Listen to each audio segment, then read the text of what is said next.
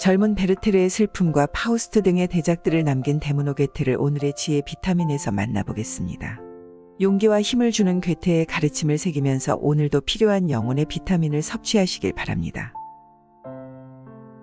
서두르지도 말고 쉬지도 말아라.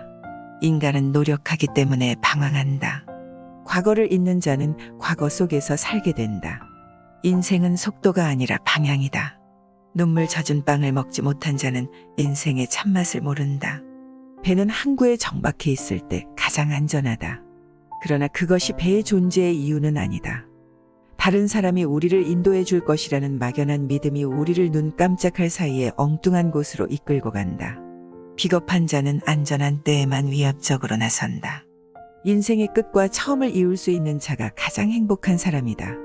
절망할 수 없는 자는 살아서 안 된다. 목표에 가까워지면 가까워질수록 고난과 시련은 점점 더 심화된다. 첫 단추를 잘못 꿰면 마지막 단추는 끼울 구멍이 없다. 시간이 언제나 당신을 기다리고 있다고 생각하지 마라. 꽃을 주는 것은 자연이고 그 꽃을 엮어 화환을 만드는 것은 예술이다.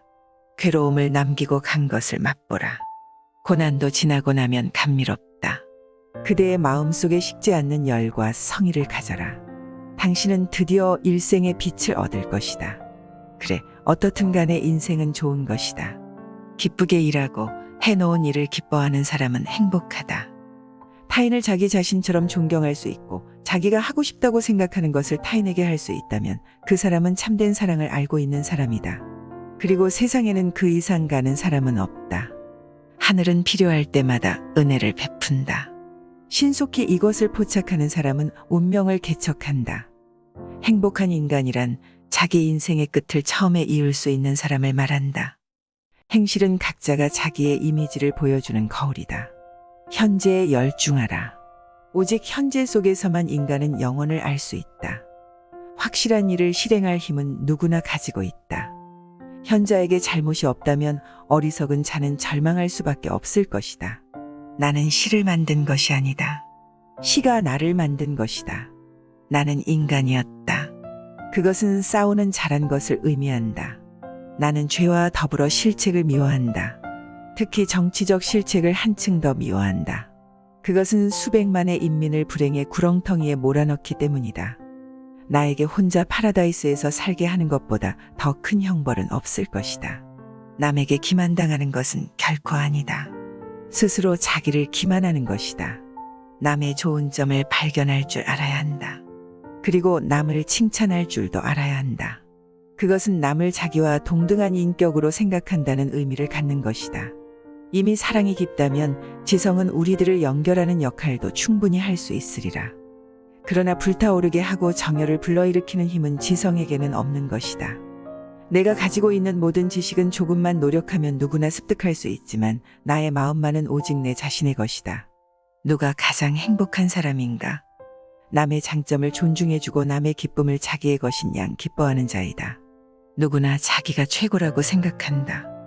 그래서 많은 사람들이 이미 경험한 선배의 지혜를 빌지 않고 실패하며 눈이 떠질 때까지 헤매곤 한다. 이 무슨 어리석은 짓인가? 뒤에 가는 사람은 먼저 간 사람의 경험을 이용하여 같은 실패와 시간 낭비를 되풀이하지 않고 그것을 넘어서 한 걸음 더 나아가야 한다. 선배들의 경험을 활용하자. 그것을 잘 활용하는 사람이 지혜로운 사람인 것이다. 당신은 항상 영웅이 될 수 없다. 그러나 항상 사람은 될 수 있다. 당신이 만약 참으로 열심이라면 나중에 라고 말하지 말고 지금 당장 이 순간에 해야 할 일을 시작해야 한다. 마지막에 할 일을 처음부터 알고 있지 않으면 안 된다. 무엇이 만들어질 것인가는 처음부터 결정된다. 모든 것은 젊었을 때 구해야 한다. 젊음은 그 자체가 하나의 빛이다. 빛이 흐려지기 전에 열심히 구해야 한다. 젊은 시절에 열심히 찾고 구한 사람은 늙어서 풍성하다. 무식한 것을 두려워하지 말라. 허위의 지식을 가지고 있음을 두려워하라. 미는 감춰진 자연 법칙의 표현이다.